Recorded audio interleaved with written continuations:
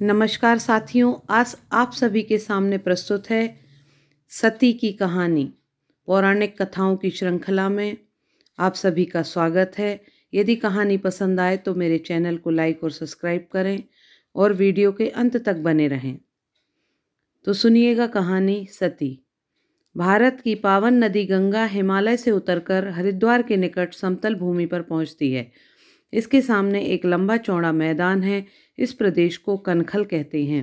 प्राचीन काल में इसी स्थान पर दक्ष प्रजापति का राज्य था। धन धान्य तथा सुख समृद्धि से पूर्ण स्वयं दक्ष महाप्रतापी थे। ऐश्वर्य और पराक्रम में अतुलनीय, धर्म कर्म में अपार श्रद्धा होने के कारण उन्होंने कई बड़े बड़े यज्ञों और अनुष्ठानों का आयोजन किया था। दक्ष प्रजापति की कई पुत्रियां थीं, जिनमें सबसे छोटी का नाम था सती। सभी पुत्रियां बहुत सुंदर और सर्वगुण संपन्न थीं। अतः उनकी शादी के लिए योग्य वर की तलाश करने की समस्या दक्ष प्रजापति को नहीं उठानी पड़ी। एक एक करके सभी राजकुमारियों का विवाह ऊंचे घरानों में हो गया था। रह गई थी सिर्फ सती, जो सुंदरता में अपनी सभी बहनों से बढ़ चढ़कर थी। बचपन से ही सती के शौक सब बच्चों से अनोखे थे। बाहर खेलने जाने पर अन्य राजकुमारियां तो इधर उधर से मणि मुक्ता आदि रत्न जमा करती थीं और सती जुटाती बड़े बड़े भोंडे पत्थर। माँ बाप सोचते अभी बच्ची है, धीरे धीरे सब समझ जाएगी। वैसे मन ही मन दक्ष ने यह तय कर रखा था कि सती को वे अपनी सभी पुत्रियों से ऊंचे खानदान में ब्याहेंगे। वास्तव में उन्होंने सती के वर के रूप में स्वयं भगवान विष्णु की कल्पना कर रखी थी। सती जब विवाह योग्य हो गई तब भी उसके अजीब शौक नहीं गए। सुंदर रंगीन वस्त्रों की जगह उसे गेरुए रंग के वस्त्रों से लगाव था और हीरा मोती जवाहरात की मालाओं के स्थान पर स्फटिक के मनकों और रुद्राक्ष की माला की चाह थी। चंदन और कस्तूरी के लेप की जगह यज्ञ कुंड की भस्म बदन पर मलती और बालों की वेणी न गुथवाकर उन्हें जटा के रूप में बांधती। माँ बाप यह सब देखकर परेशान हो गए। एक दिन माँ ने उसे समझाया, बेटी, अगर तेरा यही हाल रहा तो तुझसे शादी कौन करेगा?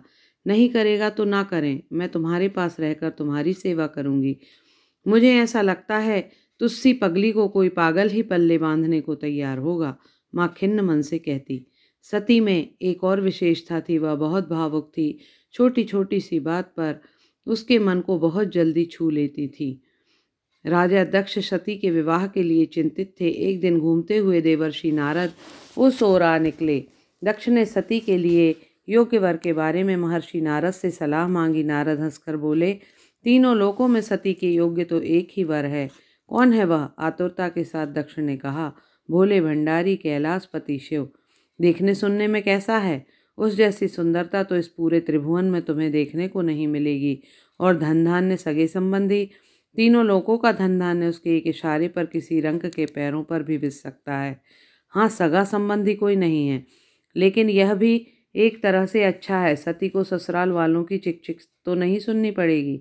और दक्ष ने पुत्री सती का हाथ कैलाशपति शिव के हाथों में देने का निश्चय कर लिया।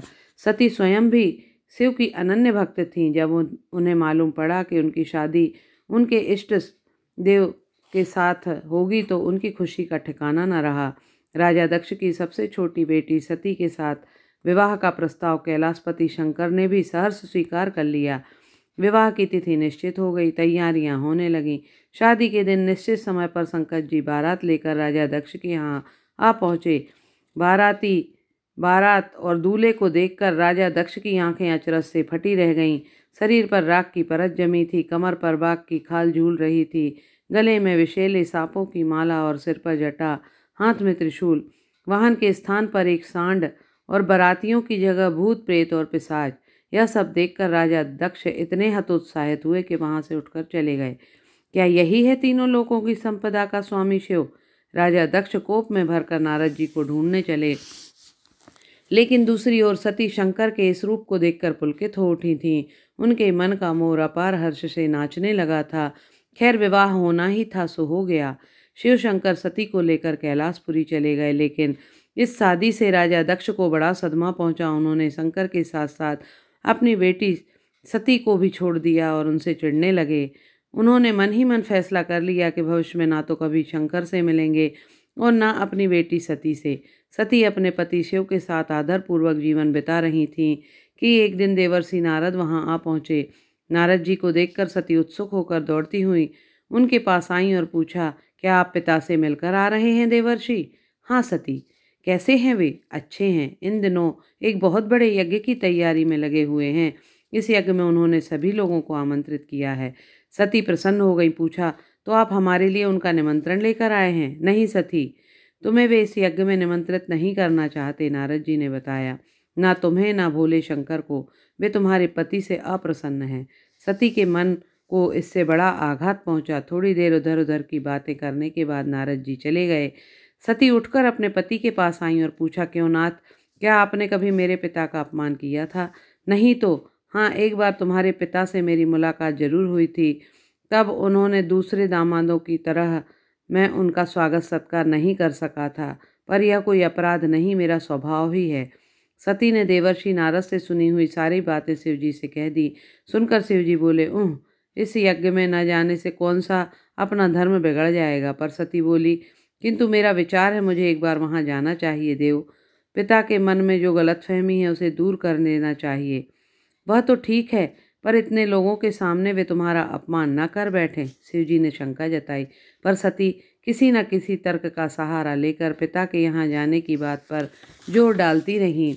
आखिर शिवजी बोले, ठीक है, तुमने जाने का निश्चय कर लिया है तो खुशी से जाओ, किंतु वहाँ जो कुछ भी करो सोच समझ कर करना। और हाथ में त्रिशूल, माथे पर भस्म का तिलक, गेरुए कपड़े, गले और कलाइयों में रुद्राक्ष की माला धारण करके सती अपने पिता के यहाँ जा पहुंची। लोग सती के उस रूप को अवाक होकर देखते रह गए। पिता के एक सेवक ने उससे पूछा, पिताजी इस समय कहाँ हैं? वे तो यज्ञवेदी पर हैं, आप इधर से जाइए। सती को भरोसा था कि उसे देखकर उसके पिता लज्जित होंगे और उसे निमंत्रित न करने के लिए क्षमा याचना करेंगे। आखिर कुछ भी हो, वह उनकी सबसे छोटी और चहेती बेटी जो है। पर बात उल्टी हो गई।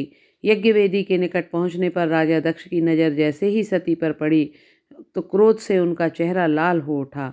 पंचम स्वर में वे चीख उठे, तू यहाँ क्यों आई है? निमंत्रण न पाकर भी निर्लज्ज की तरह तू यहाँ चली आई। उस नंग धड़ंग निर्लज्ज और पागल पति को पाकर लगता है तू भी वैसी ही हो गई है। पिताजी, अपने मुख से मेरे पति के लिए बुरे शब्द ना निकालिए। वे कुछ भी हों, मेरे लिए देवता तुल्य हैं। सती ने कहा, आखिर हमारा अपराध क्या है जो आप हमसे इतने अप्रसन्न हैं? सब जानकर भी तू पूछती है अपराध क्या है? उस नंग धड़ंग बेहया दामाद को पाकर मैं कहीं सिर नहीं उठा पा रहा हूँ। मैं तो उस दिन का इंतजार कर रहा हूँ जब तू मर जाएगी और मेरा उससे संबंध टूट जाएगा। अगर मेरी मृत्यु से आपको सुख प्राप्त होता है तो मैं अभी मृत्यु का आलिंगन करने को तैयार हूँ। अभी और इसी समय सती पालथी मारकर यज्ञ भूमि पर बैठ गई। दूसरे ही क्षण सती के शरीर से एक दिव्य ज्योति निकलकर ऊपर की ओर उठती गई। उस ज्योति के उज्ज्वल और तीव्र प्रकाश के सामने हवन कुंड की ज्वालाएं निश्चेज हो गईं। सती ने प्राण त्याग दिए थे। कैलाशपति शंकर को यह समाचार प्राप्त होते ही मानो प्रलय आ गया। भूत पिशाचों और प्रेतों के साथ वह दक्ष के राज्य पर टूट पड़े। जो भी सामने पड़ा उसे पार लगा दिया। त्रिशूल से उन्होंने अपने ससुर दक्ष की गर्दन उड़ा दी। फिर सती का शव अपने कंधे पर लेकर वह उसके वियोग में अशांत होकर यहाँ वहाँ घूमने लगे। ब्रह्मा और विष्णु ने शिवजी की यह हालत देखी तो वे कांप उठे। ब्रह्मा ने विष्णु से कहा, देव अगर इन्हें ना रोका गया तो सारे ब्रह्मांड को उलट देंगे। विष्णु बोले, जब तक इनके कंधे पर सती का शव रहेगा ये दुख और शोक के आवेग में कुछ भी कर गुजरेंगे। इन्हें रोकने के लिए सबसे पहले इनके कंधे से सती का शव हटाना पड़ेगा। किसी साधारण देवता के वश में तो यह बात नहीं है। ब्रह्मा ने विष्णु से अनुरोध करते हुए कहा, आपको ही कोई उपाय करना होगा। देखता हूँ मुझसे क्या होगा या नहीं होगा। अपना चक्र संभाल कर भगवान विष्णु शिव के पीछे पीछे चल पड़े। भगवान विष्णु ने अपने चक्र से सती का शरीर काट काट कर इस तरह गिराना आरंभ किया कि शिवजी को पता न चले और आखिर सती का पूरा शरीर काट काट कर गिरा दिया। शव के लुप्त होते ही शिवजी शांत हो गए। भगवान विष्णु ने सती का शरीर 108 टुकड़ों में काटकर जगह जगह गिरा दिया। जहाँ जहाँ ये टुकड़े गिरे वहाँ वहाँ देवी के प्रसिद्ध तीर्थ स्थानों की स्थापना हुई, जिनमें से मध्य पूर्व व उत्तर भारत में आज भी काशी, कामाख्या, ज्वालामुखी और हिंगलाज आदि बड़े बड़े तीर्थ स्थित हैं। बाद में भगवान विष्णु के कहने पर शिव जी ने राजा दक्ष को जीवित तो कर दिया, किंतु दंड स्वरूप उनके सिर को बकरी का बना दिया था। सती के ही कारण पति प्रेम में विह्वल होकर जो स्त्री अपने प्राण त्यागती है उसे सती कहा जाता है। बहुत बहुत धन्यवाद साथियों। आशा है आपको कहानी पसंद आई होगी।